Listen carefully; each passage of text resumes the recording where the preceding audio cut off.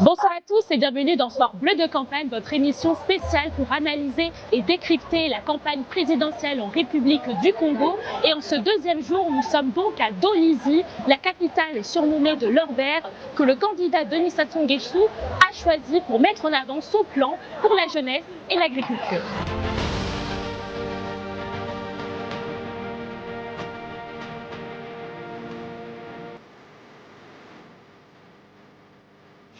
Je suis donc avec Yves Patrick Pombo qui a assisté donc à ce meeting inaugurable donc à Dolisie. Yves Patrick Pombo, qu'est-ce que vous attendez donc du candidat Denis Sassou Nguesso? Vraiment, c'est d'abord je vous dis que c'est un homme de masse, tel que vous avez vu là. Il a pu rassembler ce qui est ici, ce qui veut dire qu'on a beaucoup à attendre sur lui. Parce que tout ce qu'il a d'abord fait depuis, et nous attendons qu'il continue la marche telle qu'il le dit, il continue à faire ce qu'il est en train de faire là. Par exemple, les routes, vous voyez, tel que ça s'est fait, la route de Pointe-Noire-Brazzaville, ça s'est réalisé. Nous avons envie qu'il continue à faire ce qu'il a commencé de faire, tel que la route de Dolisie au Gabon normalement. Vraiment, c'est ce que nous voulons de lui. Et vous savez que l'électricité chez nous, c'est un problème. L'électricité, chez nous, c'est un problème. Les tronçons, que dirais-je, de Dolisie jusqu'à Mbinda, on n'est pas électrifié. Je pensais qu'on allait le faire, il allait le faire. Et il doit le faire parce qu'on est conscient qu'il est prêt à faire tout ça. Donc c'est ce que nous attendons. L'eau, nous avons toujours les problèmes autour de l'eau. Il a tenté de faire, mais il va continuer, il ne va pas se fatiguer parce qu'on sait qu'il le fait. Il a fait les forages partout. Il y a eu un petit boycottage, mais c'est un papa, un père d'enfant. Il ne peut pas s'arrêter. Il continuera à faire parce que l'eau est un problème chez nous. Donc voilà un peu ce qu'on attend du président. Donc si je résume bien, l'eau, l'électricité et continuer justement la construction du pays. Voilà, c'est cela. C'est surtout les routes. Surtout les routes parce que si les routes telles que nous sommes ici, si la route Dolisie, je dis bien Dolisie Mbinda et Dolisie Nyanga, Dolisie la frontière du Gabon, si ça peut s'améliorer, je pensais que le président a tout réglé. Eh bien merci Yves Patrick Pombo pour cet élément-là. On espère que ça sera donc retenu lors de ce mandat. Merci, c'est moi qui vous remercie. Au message du président à l'occasion de cette élection présidentielle, qu'est-ce qu'on peut retenir de ce message? Est-ce qu'on peut retenir ce qu'il faut être unis? Il faut être unis. Il faut justement que le Congo progresse, se développe dans l'unité. Cette fois-ci, nous sommes avec Emercia, donc une jeune Congolaise. Emercia, qu'est-ce que tu attends justement du candidat Denis Sassou Nguesso? Moi, j'attends le changement. Nous attendons que le président change notre évolution, notre scolarité, non seulement la scolarité. Nous étudions dans des mauvaises conditions. Nous attendons le changement pour ça. Et aujourd'hui, vous êtes en quelle classe? Aujourd'hui, je suis en seconde. En seconde, et qu'est-ce que vous voulez faire plus tard? Et comment justement le candidat peut vous aider à réussir dans la vie? Je veux être comptable. Comptable. Faire la comptabilité. Pour les jeunes leaders de demain, il faut donc mieux assembler et changer donc l'éducation pour faire donc des futurs comptables. Et c'est donc le cri de cette jeune Congolaise. Merci beaucoup. Au président Papa Sassou Nguesso, nous attendons un coup KO. Vraiment, il faut qu'il passe au premier tour direct. Un peu plus record. Non, premier tour, coup. Il est passé. Et vous allez voter? Oui. Qu'est-ce que vous attendez donc du président et candidat Denis Sassou Nguesso? Bon, ozodela, papa bangisa biso mboka, obote ya pamba ezala, tozela misala, tozala lese, na kati ya Kongo na biso, misala ezala. Basi basala kobota gratuit, nyango tozela mpona papa. Oli tozala lese quoi. Donc moi ça zokende obota boye, obota eza gratuit, vraiment papa sunga biso. Asunga biso tozala lese, na kati ya Kongo na biso. Pour les francophones qui nous écoutent, Madame Nel donc parle de mettre en avant la gratuité, surtout au niveau des hôpitaux. Et puis, donc, c'est ce qui va faire mettre à l'aise, surtout en particulier les femmes et la famille. Donc, on espère que ce message va être passé Et puis, bonne donc, période électorale et bonne campagne à vous. Merci. Même si vous n'avez pas pu tout écouter, qu'est-ce que vous attendez du candidat? Alors, il est beaucoup penché sur la jeunesse. Ça, c'est la chose la plus positive que j'ai eue jusque-là. Parce que lorsqu'il parle, il laisse ses projets qui ne pourront pas finir à la jeunesse. Il s'adresse à la jeunesse. C'est vrai qu'autour de lui, il y avait des personnes un peu plus âgées que nous, mais il ne s'adressait pas à eux. Il voyait bien qu'on devait continuer ce qu'il a commencé. Je vous parle par exemple du projet sur le train électrique. Il le laisse, il sait très bien que ce n'est pas demain. Il a parlé du gaz aussi, l'électricité par le gaz. C'est des choses vraiment à saisir pour la jeunesse, pour le futur. Moi qui représente mes amis de la diaspora de Paris, je vous dis bonjour en passant, je dirais que le pays a changé. Moi-même, j'accompagne le chef de l'État jusqu'à la fin de sa campagne. Nous avons donné les doléances de la diaspora, telles que le ministère des Congolais de l'étranger. Aujourd'hui, le président nous a répondu. Donc il répond à vos attentes et c'est pour ça qu'il a répondu. Nous avons demandé l'exonération de taxes pour les Congolais de double nationalité. Il a répondu. Donc il répond à la diaspora. Donc je vais demander à la diaspora qu'on arrête de critiquer seulement le pays, mais qu'on amène des propositions. Il met en place des industries, mais ces industries-là seront animées par ceux qui ont vécu déjà en Europe, ceux qui connaissent quoi l'industrie. Donc en rentrant, nous allons construire le pays. Merci monsieur.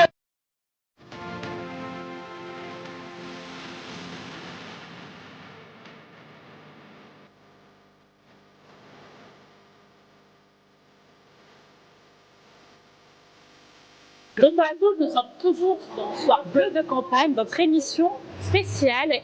Nous sommes d'Olizy pour ce deuxième jour donc, de meeting du candidat Denis Sassou Nguesso dans la capitale du Nord-Vert. Et sans plus tarder, nous allons donc passer en profondeur les revendications des Congolais, car comme vous l'avez vu, j'ai été sur place, nous avons tous été sur place donc pour poser et questionner les Congolais sur le discours et surtout sur les attentes du président. Mais avant ça, mes chers confrères, pourquoi, à votre avis, le candidat Denis Sassou Nguesso a choisi d'Olizy comme ville pour ce deuxième jour? Je pense que Dolizy représente quand même une place tout à fait particulière dans la vie du président sortant. Il a eu donc à passer une bonne partie de sa formation ici. Et il y a même un arbre sur lequel il avait écrit des inscriptions qui résument un peu sa projection, ses ambitions.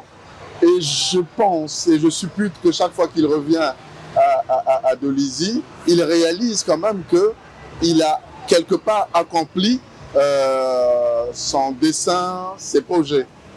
Il a quelque part cherché une part de stabilité, c'est la sécurité d'Olizy. Oui, la sécurité, pourquoi? Parce que le président a à cœur Dolizy. Dolizy représente tout un symbole pour le président de la République. Vous avez suivi François qui a évoqué l'enfance du président ici à Dolizy. Sur l'arbre qu'il a fait allusion, c'est l'arbre de Brazza. Ce qui témoigne justement l'osmose entre le président de la République et les populations de Dolizy. Vous avez vu la démonstration populaire ce midi au lieu du meeting, témoigne justement la relation naturelle qui existe entre le président de la République et les populations de Dolizy. Cette relation naturelle qu'entretient donc le candidat Denis Sassou Nguesso avec même donc ses militants, ses soutiens, est-ce que vous pensez que le discours tout de même a été entendu et pour autant les revendications ne seront pas telles aussi sous-estimées? Est-ce que le message est passé auprès donc de la population? Au regard de la mobilisation qu'il y a eu au meeting du candidat de la majorité, on peut estimer que la population de Dolizy est tout à fait réceptive au message du candidat de la majorité. Dolizy, c'est la troisième ville du Congo, on l'appelle capitale de l'or vert, en raison évidemment de l'exploitation forestière, du bois. Et donc, l'enjeu demeure le même qu'au Pointe-Noire, qui est considérée comme la capitale économique. Donc, à Dolizy aussi, c'est toujours l'économie, l'économique qui est au devant, Et ici, dans son message, dans son discours, le candidat de la majorité est revenu sur les emplois. Il a parlé de sa volonté à pouvoir développer l'économie pour faire de telle sorte que des emplois soient créés. Et je crois que l'emploi, c'est l'une des grandes attentes de la jeunesse. Et pourtant, avant de rebondir, vous allez être vraiment surpris, mais pour avoir du coup discuté et questionné les Congolais, ce qui revient certes, c'est l'emploi, mais aussi beaucoup de revendications sociales. Est-ce que tout de même, étant donné que Pointe-Noire c'est la capitale économique, et là cette fois-ci Dolizy, donc c'est leur vert plus forestière, que fait la revendication sociale dans les attentes? Je crois que c'est les revendications d'ordre social. Oui. Mais ce qui est redoutable, c'est ces foules qui viennent écouter le président de la République. Enfin, le président sortant. C'est redoutable, c'est comme si ces foules viennent l'écouter pour dire est-ce qu'il va enfin réaliser ce qu'il est en train de nous promettre. Évidemment, le président a dit ces déclarations, c'est des déclarations d'engagement. Et ces foules, moi je pense qu'on est en train de vivre un moment tout à fait redoutable. Et on a l'impression, vous avez vu vous-même, le président est seul face à son peuple, seul face à l'histoire. C'est comme ça que j'interprète ça. C'est comme ça que vous interprétez. Vous souhaitez réagir? Oui, justement, les populations de Dolizy qui se sont déplacées pour venir écouter le président, ils sont venus d'abord, dans un premier temps, en suivant le ministre Pierre Mabiela. Il a énoncé des réalisations faites par le président de la République dans le Niari et plus précisément aussi au niveau de la capitale de l'Or-Vert qui est Dolizy. Donc beaucoup de réalisations. Il y a eu la création des écoles, la construction des voiries urbaines que vous voyez là. Maintenant, les populations ne sont pas seulement venues pour apprécier, encourager ou bien féliciter le président, mais aussi pour l'écouter, pour lui dire aussi que monsieur le président, vous pouvez faire encore mieux. Mieux pourquoi? Parce que déjà, dans les revendications, la plupart des revendications sont d'ordre social. Alors, les aspirations d'une population jeune ou bien de la jeunesse, si vous voulez, c'est accéder à un emploi.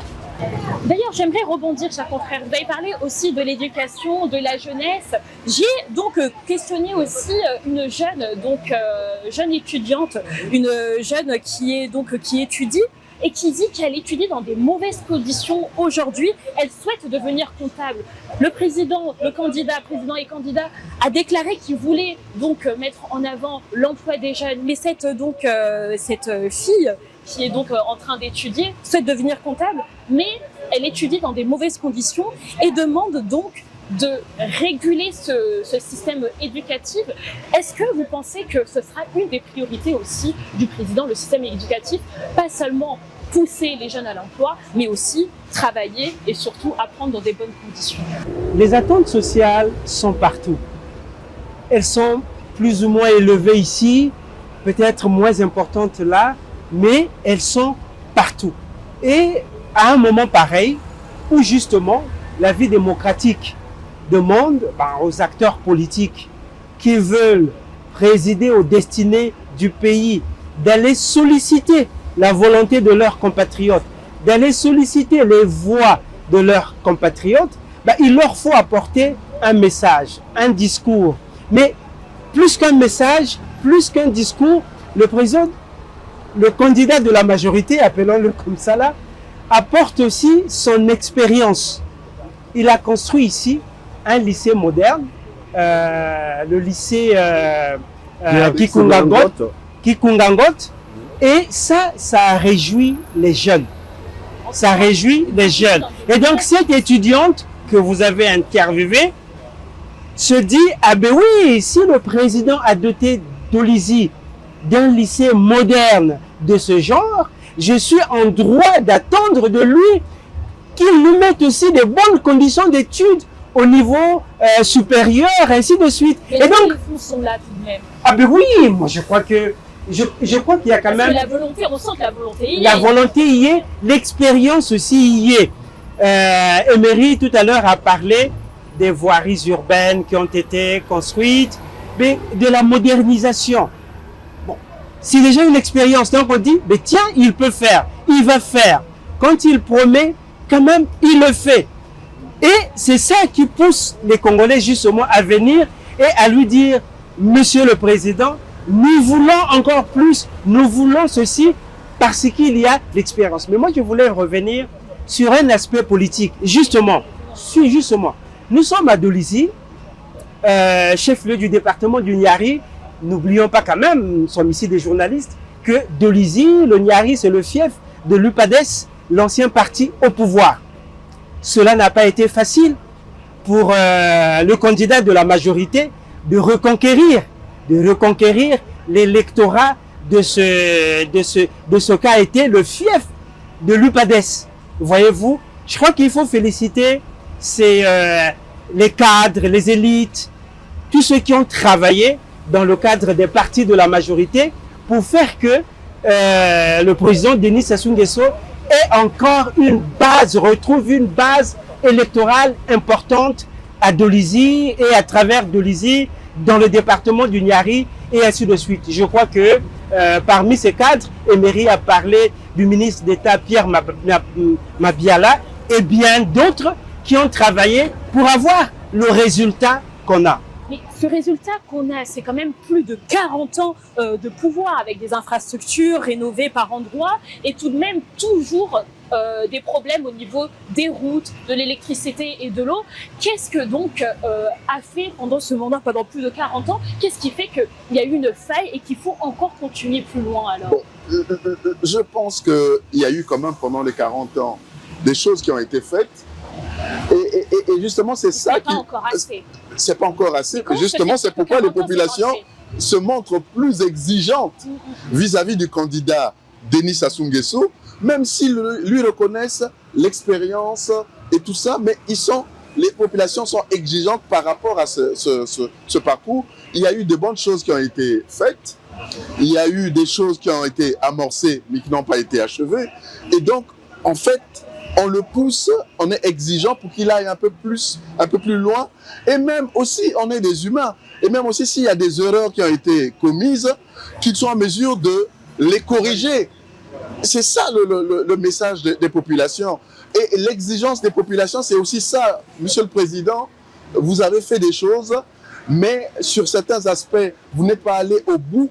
Mais nous vous demandons, cette fois-ci, d'aller plus loin que ça, d'être plus exigeant que ça.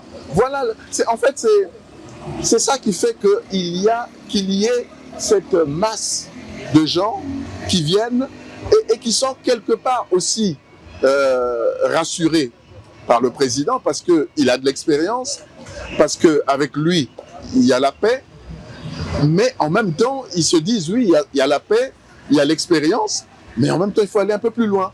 Je crois que c'est le message subliminal que les populations veulent lui transmettre. Donc si je comprends bien, ces revendications sociales, en fait, c'est un peu plus d'exigence, si je comprends bien, et seul lui peut répondre, peut résoudre ce problème. Vous savez, l'élection présidentielle intervient après 5 ans. Donc un mandat, c'est 5 ans. Alors, l'enjeu de cette élection, permettez que je vous le dise aujourd'hui, c'est de se déterminer entre la continuité ou l'alternance.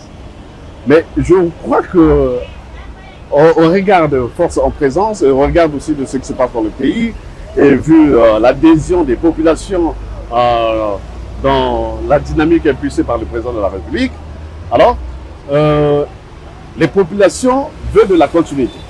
Permettez-moi de dire, ils veulent de la continuité. Continuer avec quelqu'un qui a de l'expérience, quelqu'un qui a la maîtrise de la gestion de la chose publique. Mais le grand problème, c'est quoi? C'est ce qu'on a dit tout à l'heure. Les présidents aiment bien, les populations aiment bien le président Sassou. Le président Sassou, dans les populations, c'est comme un poisson dans l'eau.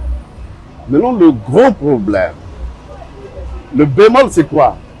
c'est parce que ces populations-là, au regard justement de la longévité que le président a eue tout au long de son règne, il y a quand même une adéquation entre ce qui a été fait et ce qui n'a pas été fait, ce qui reste à faire. Voilà, les populations veulent bien du président, mais qu'il essaie un peu de regarder, essaie un peu d'innover, d'apporter des solutions idoines aux problèmes qui, aujourd'hui, accablent les populations. Ce sont les revendications qui sont naturelles, qui sont normales. Les revendications qui sont normales parce que cela dépend de l'existence. L'eau, l'électricité, l'emploi, en tout cas, c'est des priorités que le président devrait apporter des solutions idoines. En tout cas, parmi les solutions, il y a une jeune femme qui a parlé donc de l'accès à la maternité gratuitement. Est-ce que ça peut être possible de mettre aussi ça en place? Il faut le souligner, hein. D'ailleurs, on l'a même rappelé lors de la première émission que le président, certes, avait parlé de jeunesse, de paix et de sécurité, mais il avait hormis le volet santé. Et là, cette jeune femme a mis ça en avant en disant il faut, en la citant, nous mettre à l'aise, mettre les femmes à l'aise, qu'elles puissent donc accoucher sainement et surtout gratuitement. Mais est-ce que c'est une mesure qui peut être possible? Oui, c'est une mesure, Dalini, qui avait déjà été prise. La gratuité pour la césarienne, la gratuité pour le traitement contre le palu et ainsi de suite. Ça avait été décrété. C'est là justement quand Emery dit mais ce sont des attentes naturelles. Ce sont des attentes qu'on retrouve partout. Les réponses avaient été déjà données. Notre problème, mais justement, j'y viens. Notre problème, c'est la gouvernance. Ces mesures-là, le président Denis Sassou Nguesso les avait déjà prises.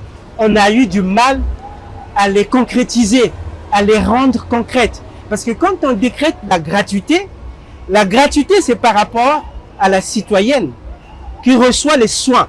Mais en amont, il y a quelqu'un qui paye, qui doit payer, c'est l'État. Et l'État doit s'organiser justement pour payer. Malheureusement, la gouvernance, la gestion, l'administration publique n'a pas suivi et cette mesure a été pratiquement un peu remise en cause. C'est-à-dire qu'il y a des endroits où elle est appliquée, il y a des endroits où elle est plus ou moins appliquée et malheureusement, il y a des endroits où elle n'est pas appliquée. Mais gageons que, ou disons, souhaitons que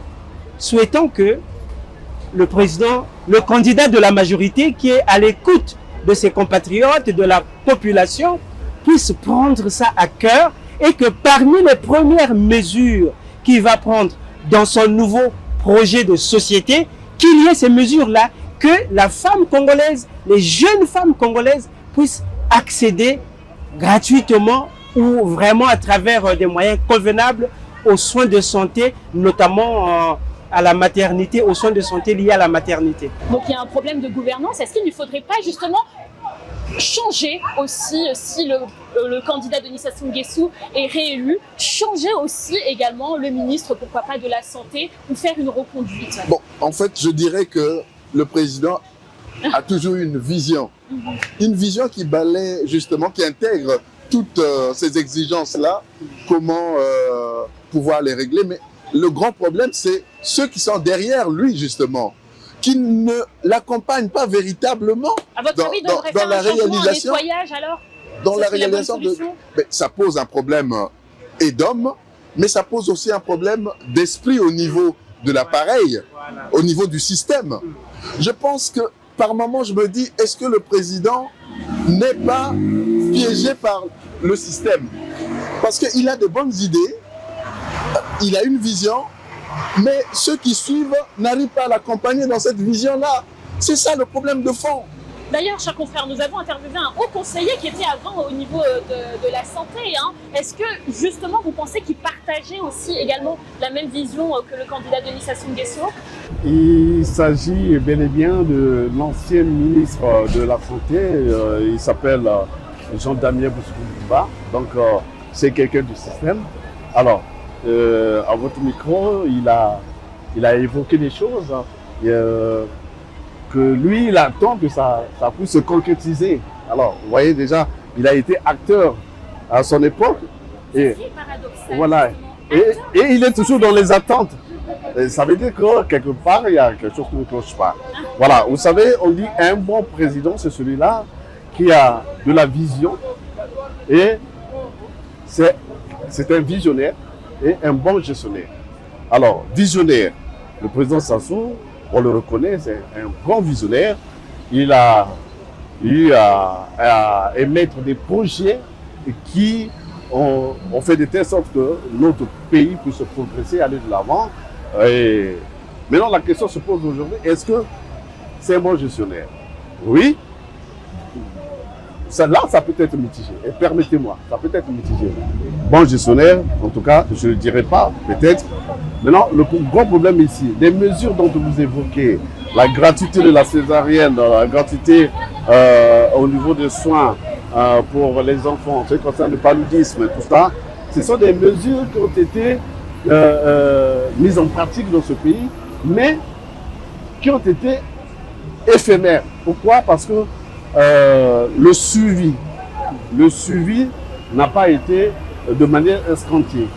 Aujourd'hui, on est tombé dans les travers. Aujourd'hui, si vous avez un cas d'accouchement, c'est à l'hôpital, on détermine que c'est un cas de la césarienne, vous payez quelque chose de 125 000 francs. Donc la gratuité n'existe plus. Mais tout simplement pourquoi? Parce que les gens qui ont été appelés à mettre en musique cette politique n'ont pas respecté le principe du président. C'est ça. D'où il faut mettre l'homme à la place qu'il faut. Alors, quelqu'un qui a été chargé pour conduire une direction, par exemple, qui a failli, mais il faut le ramener à l'ordre ou à la raison, au besoin de le relever, de mettre quelqu'un d'autre qui pourra apporter sa... Dernier mot avant de Il y a un vieux qui plaisantait un jour au cours d'un échange qui m'a dit, mais finalement dans ce pays, on règle tout à coup de slogan. À coup de slogan, on dit, bon, autosuffisance alimentaire d'ici à l'an 2000, c'est bien, c'est une vision, mais quand l'an 2000 arrive, mais on n'est pas dans l'autosuffisance alimentaire, et en plus, on ne fait pas le point, le bilan, et dire qu'est-ce qui a marché et qu'est-ce qui n'a pas marché. On arrive bientôt donc à la fin de l'émission. Est-ce qu'on peut dire que le social peut être le levier donc du renouveau politique au Congo, plutôt que de se concentrer sur l'emploi des jeunes, sur donc l'agriculture? Le social, est-ce que c'est une priorité importante? Dernier mot de la fin. Mais, madame, quand on développe l'économie, c'est justement pour trouver des réponses au social. Et effectivement, ce dilemme-là, le candidat de la majorité le connaît bien. Il met l'accent sur l'économie pour justement trouver des réponses au social. Et je crois que tel qu'il a intitulé son projet de société, c'est pour trouver des réponses au social. Quelle serait donc, pour conclure, pour vous, la première mesure sociale qui devrait donc être appliquée? En tout cas, en gros, la question sociale est très très lancinante ici au Congo. Il n'y a pas de questions qu'on peut marquer comme priorité, mais sinon, il faut qu'il y ait la création d'emplois, régler la question de l'électricité avec la construction des barrages hydroélectriques, régler la question d'eau, la question sécuritaire, en tout cas, j'en passe. Dernier mot de la fin, M. Bikingou. Mais tout ça n'est possible que si on arrive vraiment à réhabiliter les valeurs fondamentales, les valeurs qui guident une société, les valeurs qui régulent une démocratie. Eh bien, merci messieurs. Donc, on reste donc connectés. On vous a écouté. Donc, les revendications des Congolais ici à Dolizy, mais ce n'est pas fini également. Soir bleu dans campagne continue. Donc, restez connectés. C'est la fin, mais on est avec vous. Merci messieurs.